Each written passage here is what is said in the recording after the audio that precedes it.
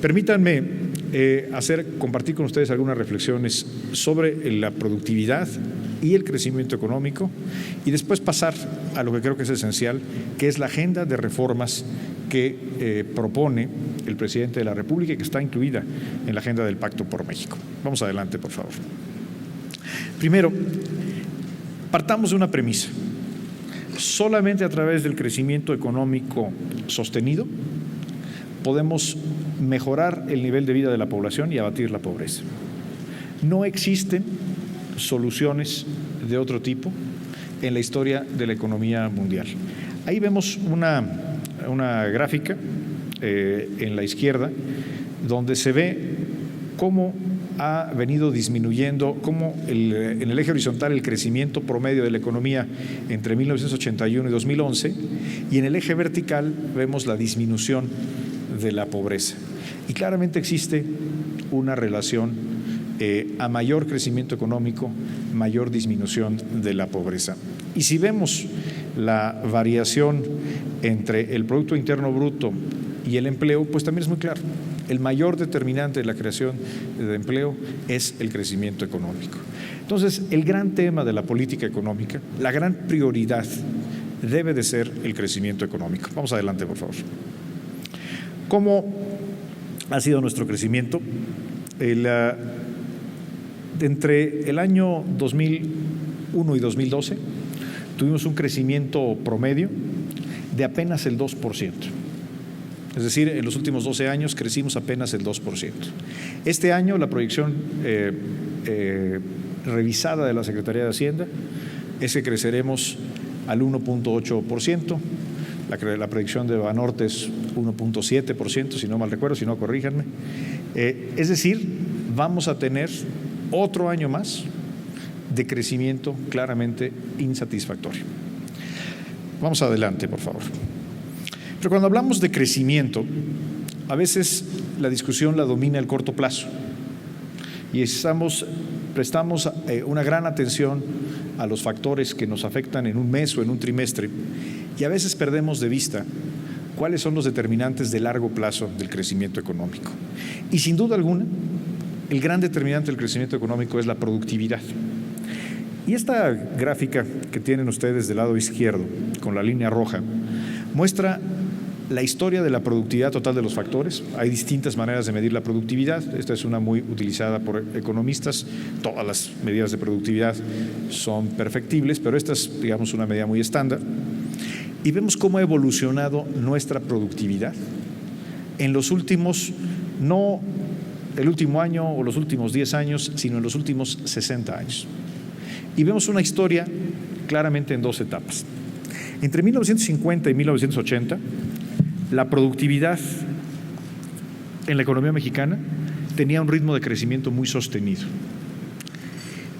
Y algo pasó alrededor del año 80 y desde entonces la productividad ha caído primero y después se ha estancado. De hecho, el crecimiento promedio de la productividad en México entre 1980 y 2011 es negativo.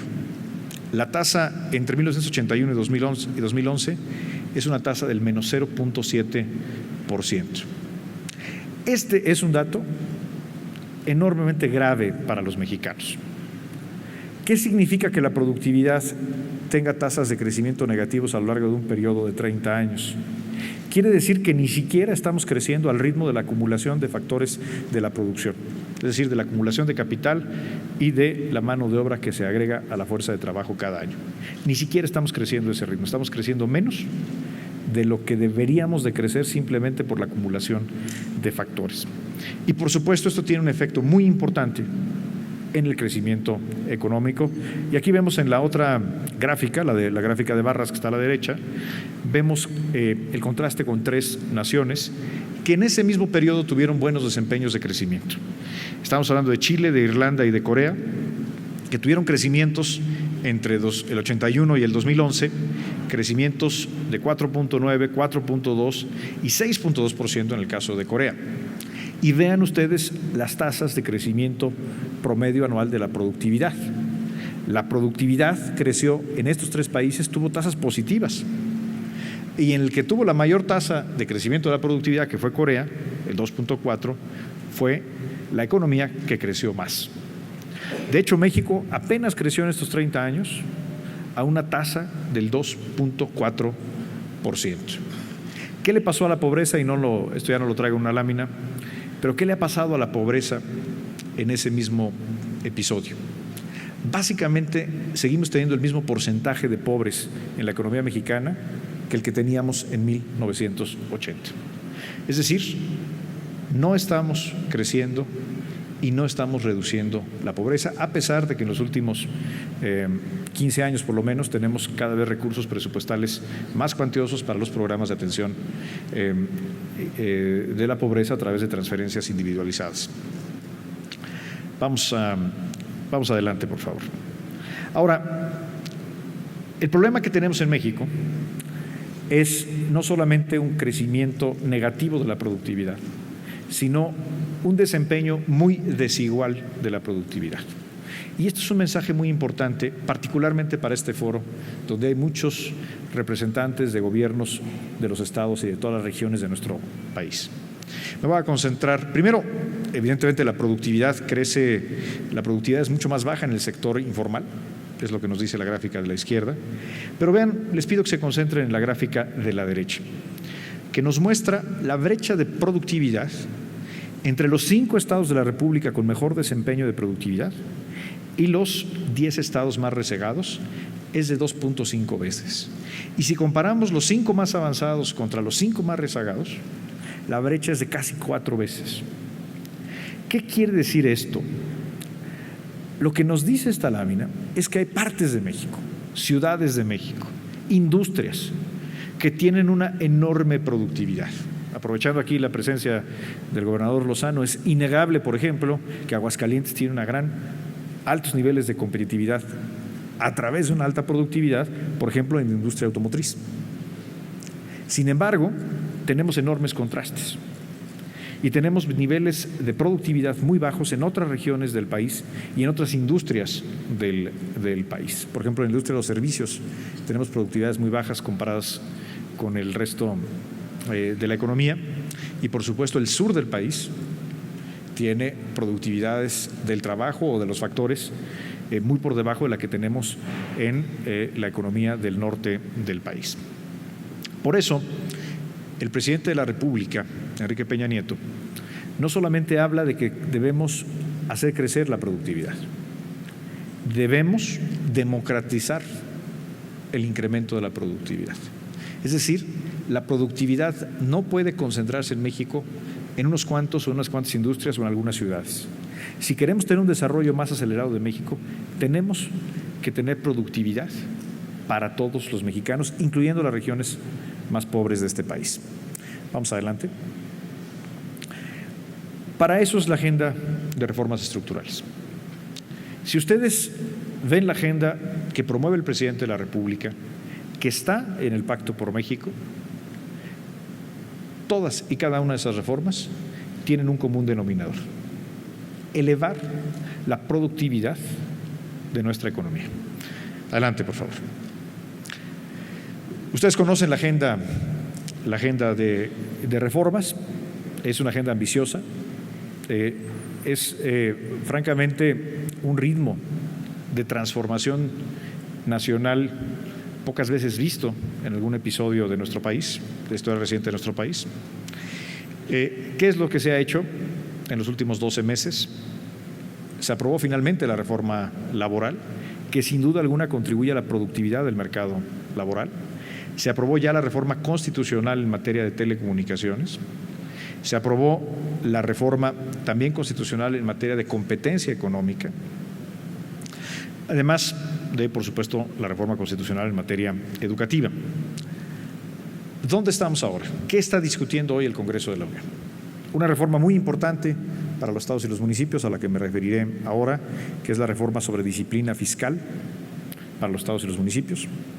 La reforma financiera, y ya está también en el Senado de la República la iniciativa constitucional en materia de reforma energética, las modificaciones a los artículos 27 y 28 de la Constitución. ¿Qué sigue? ¿Qué reforma habrá de presentarse pronto? La reforma hacendaria. cuando, a más tardar, el presidente de la República la turnará a la Cámara de Diputados junto con el proyecto de presupuesto de egresos de la Federación para el año que entra y la iniciativa de ley de ingresos. Es decir, a más tardar el 8 de septiembre, porque esa es la fecha que la Constitución establece como plazo límite para enviar el paquete económico de cada año. Junto con el paquete económico se turnará a la Cámara de Diputados la reforma hacendaria. No voy a hablar de todas estas reformas, pero porque consumiría yo mucho de su tiempo, pero me quiero concentrar, hacer algunos comentarios sobre algunas de ellas. Adelante. En materia de telecomunicaciones, sin duda alguna México tiene una enorme oportunidad de elevar su productividad teniendo mejor acceso a la tecnología de la información, a la banda ancha y a la conectividad. Piensen ustedes cómo competir en el mundo, cómo generar productividad hoy en la economía de la información con un acceso inadecuado a la información y a las telecomunicaciones. Para eso es esta reforma. Según datos de 2011, la penetración, por ejemplo, de la telefonía celular en México era muy por debajo de la de otros países comparables con nuestro país, como Brasil o como Argentina, apenas la mitad. Sin duda, esto ha venido mejorando en los últimos 2 años, pero de todas maneras tenemos niveles de penetración de telefonía celular por debajo de lo que hay en otras economías comparables. Ya no nos comparemos con Singapur o con Hong Kong.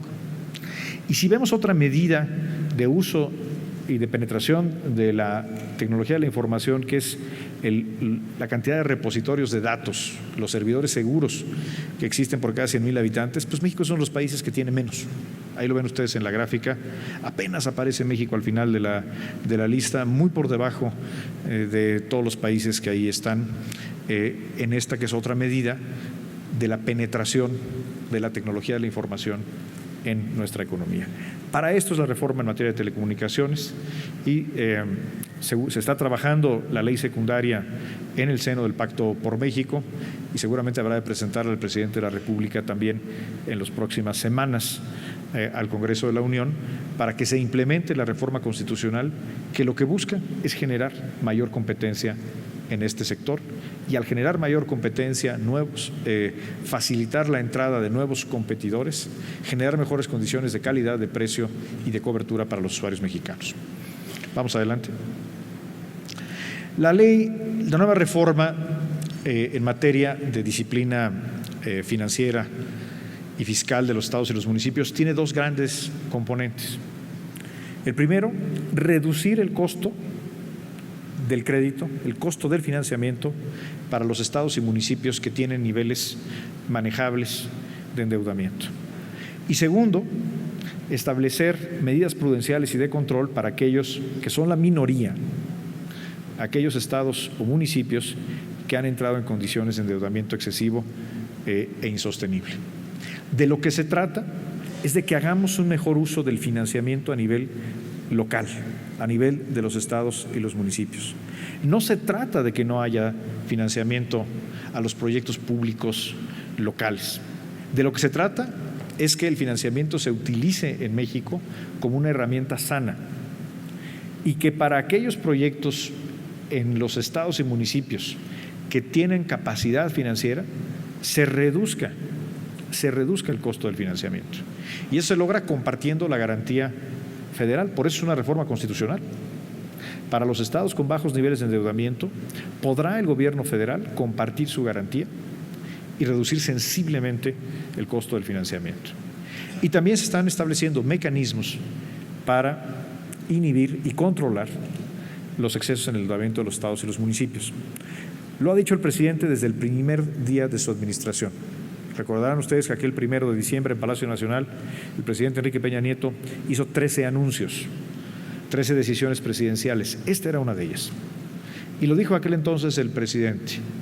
Necesitamos poner orden en el tema de la deuda de los estados y los municipios.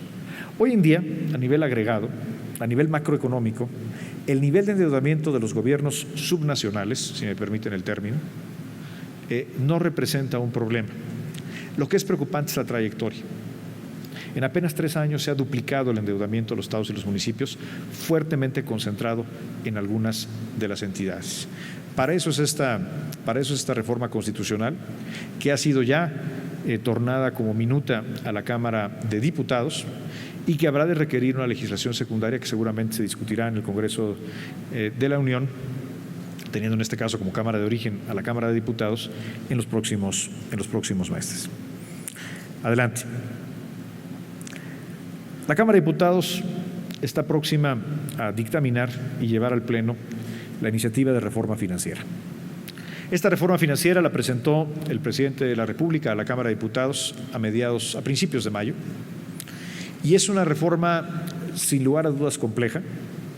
Estamos hablando en realidad de 13 iniciativas, 34 leyes que se propone modificar, pero tiene un propósito muy claro: que en México tengamos más crédito y más barato, particularmente para las pequeñas y medianas empresas, que son las que generan 3 de cada 4 empleos en nuestro país. Y estamos convencidos que hoy el crédito bancario es una gran oportunidad. Por primera vez México está en condiciones de hacer una reforma financiera, no a partir de una crisis, sino a partir de una oportunidad, de la fortaleza de nuestro sistema bancario. La gráfica de la izquierda, que tiene las barras horizontales, muestra el nivel de capitalización de nuestro sistema bancario comparado con el de otros países. Ustedes pueden ver, es de los más sanos y robustos del mundo. Y si vemos no solamente niveles de capitalización, sino de reservas preventivas, liquidez, cartera vencida, hoy tenemos una banca muy sana. El reto es cómo hacemos crecer a partir de la fortaleza de la banca, y ahí está la oportunidad. ¿Cómo hacemos ahora crecer el crédito bancario? En buena medida por nuestra historia y por las crisis que enfrentamos en tiempos pasados, tenemos un sistema bancario pequeño comparado con el resto de nuestra economía. Por ejemplo, Estados Unidos, el crédito al sector privado, es decir, excluyendo el crédito que dan los bancos al sector privado, es decir, el crédito que excluye a los gobiernos, es casi del 200%. El promedio de la OCDE está alrededor del 150%. En el caso de Chile, estamos en niveles cercanos al 100%. Brasil ha crecido mucho en los últimos años, ha alcanzado cerca del 50%. En México apenas alcanza poco más del 27%, con cifras al cierre del primer trimestre de este año. Es decir, hay una gran oportunidad de crecer de forma sana la penetración de nuestro sistema bancario. Y a través de ofrecer más crédito más barato, particularmente a las pequeñas y medianas empresas, podremos elevar la productividad de estas empresas en todo el país y, por tanto, tener mayor crecimiento económico. Esta es una reforma toral para acelerar el crecimiento de México. ¿En qué consiste la reforma? Si podemos ir adelante. Primero, incrementar la competencia entre los bancos. Creemos que sin duda puede haber más competencia entre los bancos, particularmente en ciertos segmentos, evitando algunas prácticas. Y perdón, a Banorte, me estoy refiriendo a otras instituciones financieras, de ninguna manera al anfitrión. No, pero lo sabemos como usuarios de la banca, que muchas veces es difícil, por ejemplo, cambiarse de banco cuando uno tiene un crédito hipotecario. A veces el trámite que tiene que hacerse, los costos del trámite que tiene que hacerse inhiben que un usuario de la banca pueda sustituir un crédito caro por un crédito barato. Entonces, por ejemplo, la reforma incluye la facilidad para trasladar garantías de un banco a otro sin tener que volver a ir al registro público de la propiedad, sin tener que volver a ir con un notario público a constituir las garantías. Estamos limitando las prácticas de ventas atadas y, en general, un conjunto de medidas para fomentar la competencia entre los bancos. Segundo, tenemos que trabajar en el Estado de Derecho, y esto implica que la banca tenga mayor certidumbre y menores costos en la cobranza de los créditos y en la ejecución de garantías. A veces se piensa que la mejor manera de proteger al usuario de la banca es dificultando el cobro de un crédito. Eso es lo que más daño le hace a un usuario de la banca, porque es lo que impide que haya más crédito. Y hoy en día hay que reconocerlo, tenemos problemas en nuestra legislación mercantil y financiera que hace difícil la ejecución de los créditos. Si queremos que existan más créditos, particularmente para las empresas pequeñas y medianas, tenemos que mejorar el Estado de Derecho.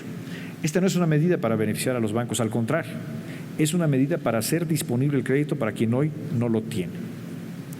Y por supuesto, tenemos que usar nuevamente como país a la banca de desarrollo. En México hemos tenido en los últimos años una política de poca utilización de nuestra banca de desarrollo. Y les pongo un ejemplo que a veces cuesta trabajo entender. Somos un país abierto al comercio. Tenemos 44 tratados de libre comercio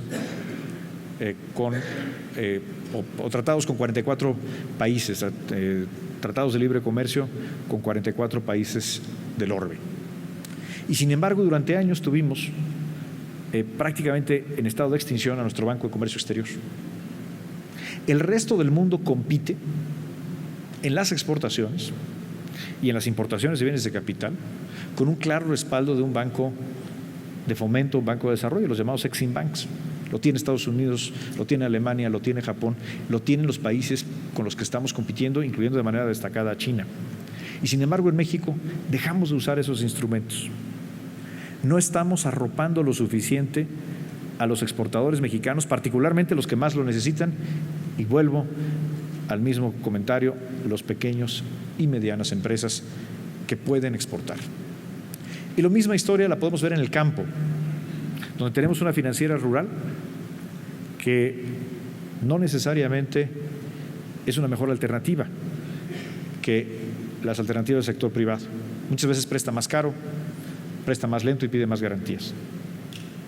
Y así lo podemos ver en el resto de la banca de desarrollo. Parte del problema es que la banca de desarrollo tiene como mandato, hoy en día,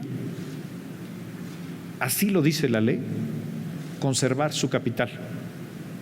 Y bueno, y es natural que quien administra un banco de desarrollo cumpla con el mandato de ley. Y la manera más fácil de cumplir con ese mandato de ley, pues es por supuesto no prestando. Es la manera más segura para conservar el capital. Por eso la reforma empieza en la banca de desarrollo proponiendo un nuevo mandato, un mandato de desarrollo. Y no se trata de tener una banca de desarrollo que sustituya o que inhiba el crecimiento de la banca comercial. Todo lo contrario, queremos una banca moderna, una banca que trabaje con el mercado, que desarrolle mercados, que haga primero o segundo piso según sea necesario, que actúe con gran agilidad. Para eso es la reforma, para eso es esta reforma también. Y por supuesto, fortalecer las capacidades regulatorias del Estado para asegurar que tenemos más crédito en la economía y más barato, sin debilitar a nuestra banca, que sigamos teniendo una banca fuerte, una banca sólida como la que hoy tenemos. Adelante, por favor. En materia de energía, un comentario muy breve. En el año 2004, México producía 3.3, casi 3.4 millones de barriles diarios. Este año apenas estamos llegando al 2.5 en millones de barriles diarios. Si no hemos tenido un problema en las finanzas públicas es porque el precio en los mercados internacionales, que es una variable que no controlamos, está claramente por arriba de lo que estuvo en años anteriores. En 2004 teníamos un precio de $31 por barril. Si hoy tuviéramos el mismo precio de 2004, tendríamos un enorme problema en las finanzas públicas. Es decir, tenemos que hacer algo y podemos hacer algo. Para esto es la reforma energética. Si podemos ir adelante. En materia de petróleo y gas, primero retoma el texto del artículo 27 constitucional de 1940 para permitir que existan contratos con la participación del sector privado, asumiendo riesgo. Segundo, un nuevo régimen fiscal, que de lo que se trata el nuevo régimen fiscal de Pemex es que tratemos a Pemex como una empresa. Hoy en día tratamos a Pemex como una dependencia de gobierno. Todos los ingresos de Pemex los recoge el gobierno federal a través de la Secretaría de Hacienda y después Pemex se tiene que formar junto con el resto de las dependencias a ver cuánto le tocó en el presupuesto de egresos de la Federación que aprobó la Cámara de Diputados. Y si hay algún problema en el año, tiene que tocar la puerta de la Secretaría de Hacienda para ver si le autorizan algo. El problema no es que Pemex pague más o menos impuestos que las otras empresas petroleras públicas. De hecho, paga más o menos lo mismo. El problema es cómo lo paga. El gobierno mexicano tiene que comportarse frente a Pemex como un dueño con visión de largo plazo, no como un recaudador de corto plazo que está pensando en el siguiente trimestre. Y eso es lo que está proponiendo el presidente de la República y será parte de la reforma hacendaria que se presentará a la Cámara de Diputados. Es un nuevo régimen fiscal para Pemex, una reestructura de Pemex que le dé mayor racionalidad a la estructura corporativa. Sin duda, mejorar las condiciones de transparencia y rendición de cuentas en la empresa. Y algo muy importante, establecer una política de fomento a las compras de proveedores nacionales, una política de contenido nacional. Es decir, utilizar a nuestro sector energético, al sector de hidrocarburos, como una palanca de la política industrial para generar empresas, para generar empleos en México, capacidades, tecnología. Esto es algo que se utiliza con éxito en otras naciones y que en México hemos hecho muy poco. Hay muchas cadenas de producción en petróleos mexicanos que tienen un impacto muy limitado hacia nuestra economía, porque básicamente son contenidos importados, y pasan los años y seguimos sin tener la capacidad de competir en esos nichos. Adelante. Es importante aclarar que un nuevo régimen fiscal de Pemex no es suficiente. Pemex necesita un nuevo régimen fiscal, pero México necesita una reforma energética. No basta con reformar el régimen fiscal de Pemex. Si adoptáramos un régimen fiscal igual al de Colombia o al de Noruega, eso a lo mejor le daría a Pemex alrededor de 7.500 millones adicionales al año para inversión.